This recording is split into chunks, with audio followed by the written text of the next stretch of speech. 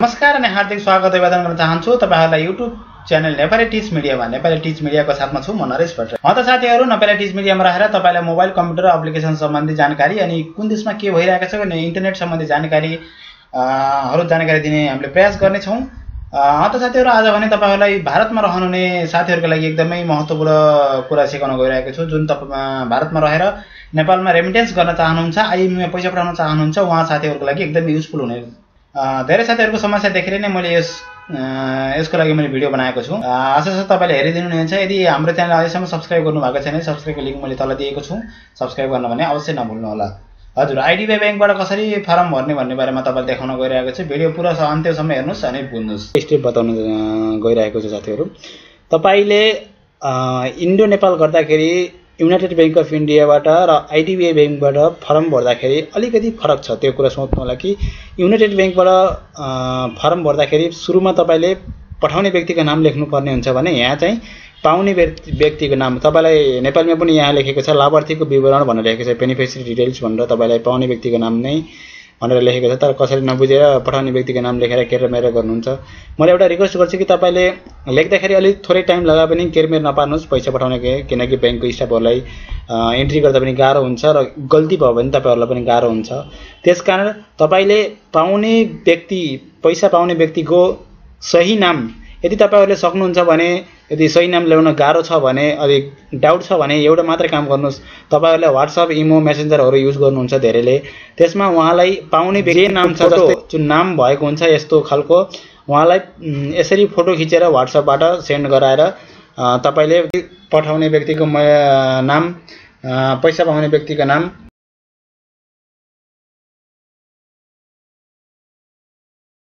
छ भने त्यही लेख्नुस्। अनि सक्नुहुन्छ भने कपिलवस्तु जिल्ला लेख्नुस्। कपिलवस्तु नेपाल यति लेख्दा पनि हुन्छ, केही फरक पर्दैन। कपिलवस्तु नेपाल लेख्नुस्।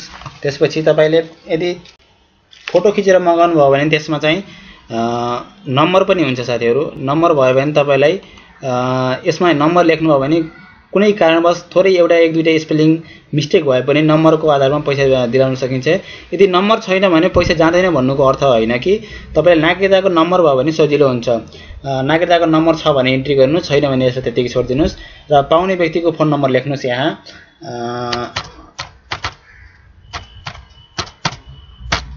यति गरेर पाउने व्यक्तिको फोन नम्बर लेख्नुभयो।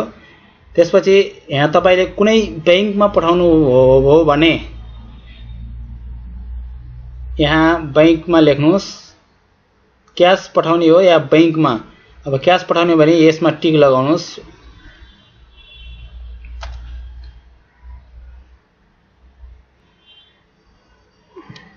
यसमा गुड चिन्ह लगाउनुस्। यदि अन्य बैंकमा ट्रान्सफर गर्ने, मानौ तपाईले बैंकमा ट्रान्सफर गर्दै हुनुहुन्छ भने ग्लोबल आईएमई बैंकमा ट्रान्सफर गर्नु। मानौ कि GLOBAL ग्लोबल आईएमई बैंक लेख्नुस्। त्यसपछिबाट तपाईले यहाँ चाहिँ नेम अफ ब्रान्च, कुन ठाउँमा छ यो ग्लोबल आईएमई बैंक, तपाईले कुन ब्रान्चमा पठाउने त्यो ब्रान्चको नाम लेख्नुस्। पानी पोखरी ब्रान्च, यसरी ब्रान्चको नाम लेख्नुस्। अनि तपाईको ब्रान्चको कोड IFSC कोड छ भने लेख्नुस्, छैन भने यसरी यहाँ तपाईले यहाँ खाता नम्बर लेख्न सक्नुहुन्छ। बैंकको खाता नम्बर जतिवटा छ त्यस्तै अनुसार खाता नम्बरहरु लेख्नुस्। मैले तपाईको उदाहरणको लागि मात्र यस्तो लेखेको हो। त्यसकारण तपाईले यसमा खाता नम्बर भर्न सक्नुहुन्छ। खाता नम्बर भर्नुस्। यदि भएपछि तपाईको पाउने व्यक्तिको डिटेल्स पूरा गर्नुभयो। अब तपाई यहाँ आउनुस्। तल पठाउने व्यक्तिको नाम, पठाउने व्यक्तिको नाम तपाईको पान कार्ड अथवा नेपालको नागरिकता जुन प्रयोग गर्नुहुन्छ। एउटा कुरा भन्न भुले तपाईलाई, अगाडि नै भन्नुपर्ने थियो। तपाईले आईडीबीआई बैंकमा पैसा पठाउँदाखेरि नेपालको नागरिकता अथवा इन्डियामा रहनुहुन्छ भने इन्डियाको पान कार्ड, इन्डियामा भएको इन्डियाको, यदि नेपालको आईडी प्रुफ छ भने नेपालको नागरिकता प्रयोग गर्नुस् र इन्डियाको आईडी प्रुफ छ भने पान कार्ड मात्रै, यो दुईटा आईडी मात्रै प्रयोग हुन्छ यो आईडीबीआई बैंकमा। तपाईले इन्डियाबाट पैसा पठाउँदै हुनुहुन्छ भने तपाईले पान कार्डको सायद पान कार्डको आईडी प्रुफ दिएर पैसा पठाउनुहुन्छ। पान कार्डमा जे नाम छ त्यो नाम लेख्नुस्। मानौ कि मेरो पान कार्डमा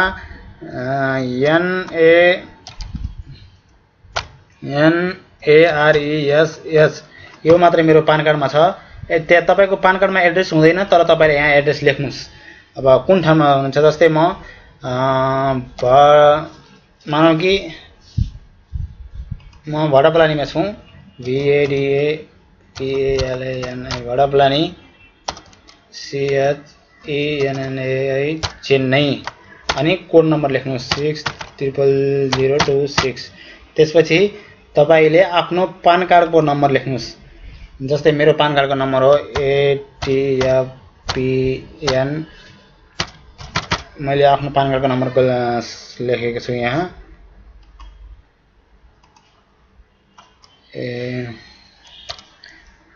पान कार्डको नम्बर ATFPN। मैले आफ्नो पान कार्डको नम्बर लेखेँ। त्यसपछिबाट मेरो फोन नम्बर लेखेँ। तपाईले यो फोन नम्बर तपाईसँग हुनु पर्यो। यो मोबाइल तपाईको मोबाइल आफ्नो साथमा भयो भने, किनकि तपाईलाई बैंकको स्टाफले इन्ट्री गर्यो भने तपाईलाई ओटीपी पिन नम्बर आउँछ। एउटा ओटीपी आयो भने त्यो ओटीपी नम्बर बैंकमा देखाउनु पर्छ। जस्तै मेरो फोन नम्बर मसँग अहिले भएको 9500010934। मसँग यो नम्बर छ, यही प्रयोग गरे। बाँकी तपाईले केही लेख्नु पर्दैन। तपाईले डोनेसन लेख्नुस्। यहाँ पैसाको तपाईले यहाँ टोटल पैसा 150 रुपैयाँ चार्ज सहित जोडेर कति लेख्नु पर्ने हो, कति पठाउने हो, यो चाहिँ तपाईले यहाँ लेख्नुस्। मानौ मसँग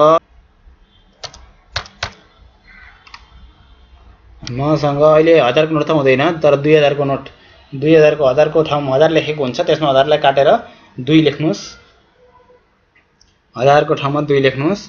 त्यसपछि 1 लाई 2 बनाउनुस्। त्यसपछि 2000 को नोट कतिसँग छ तपाईसँग? मानौं तपाईसँग 5 वटा छ 2000 को नोट भने यहाँ 5 लेख्नुस्। यहाँ गएर 2000 को नोट 5 वटा लेखिसकेपछि यहाँ 10000 लेख्नुस्। 500 को नोट तपाईसँग 3 वटा छ। 3 वटा छ भने यहाँ कति लेख्नुस्? 1500। यहाँ 100 को नोट एउटा छ।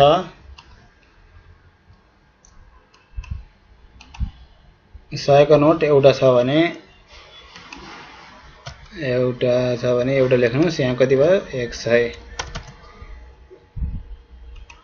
अनि मसँग 50 को नोट एउटा छ भने एउटा 50 को नोट गरेर मसँग 10000, 1500, 100, 150 यति लेख्नु भयो भने तपाईको 11500 रुपैयाँ भयो। मसँग घर पठाउने पैसा 150 रुपैयाँ चार्ज जोडेर मसँग टोटल 11650 रुपैयाँ छ। यसमा तपाईले घर पठाउने पैसा कति भन्नुहुन्छ भने 11500 मैले घर पठाउने पैसा हो। 11500 घर पठाउने पैसा हो। 150 रुपैयाँ बैंकमा चार्ज लाग्छ। टोटल मसँग भएको पैसा 11650 टोटल यसरी लेख्नुस्। अनि तपाईले यहाँ रेमिटर अफ सिग्नेचरको ठाउँमा तपाईले आफ्नो सिग्नेचर गर्नुस्।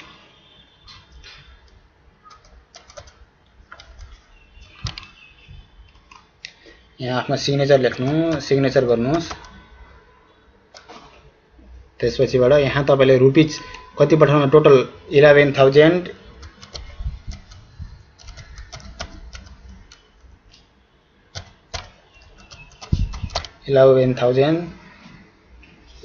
650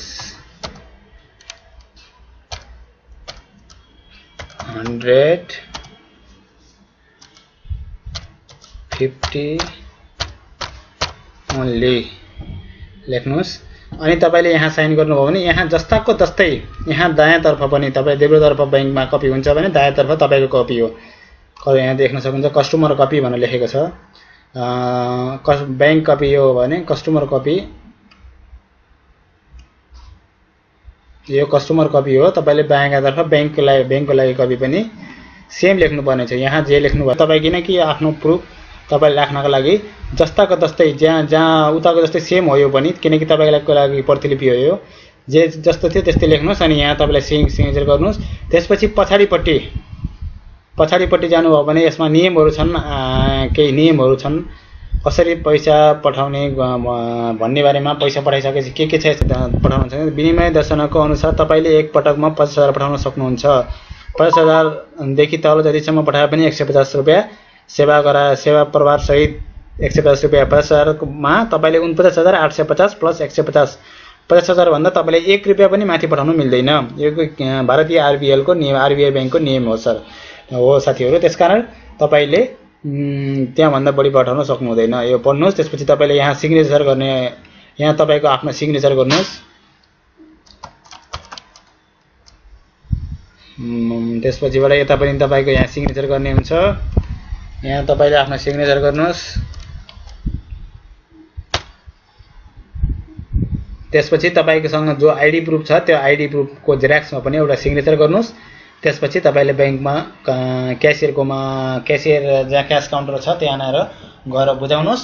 त्यसपछि तपाईकै बुझाएको केही समयपछि तपाईको मोबाइलमा ओटीपी आउँछ। ओटीपी मेसेज आयो भने त्यो ओटीपी नम्बर 6 अंकको हुन्छ। त्यो 6 अंकको ओटीपी नम्बर जहाँ त्यहाँ इन्ट्री गरिराखेको हुन्छ इन्डिया नेपालको, त्यहाँ गएर देखाउनुस्। 6 नम्बरको ओटीपी नदेखाएसम्म तपाईको अर्को पिन नम्बर जुन 7770 गरेर आउँछ त्यो नम्बर तपाईको मोबाइलमा आउँदैन। त्यसकारण तपाईले पिन नम्बर देखाउन एकदम जरुरी छ। त्यो ओटीपी नम्बर देखाउन जरुरी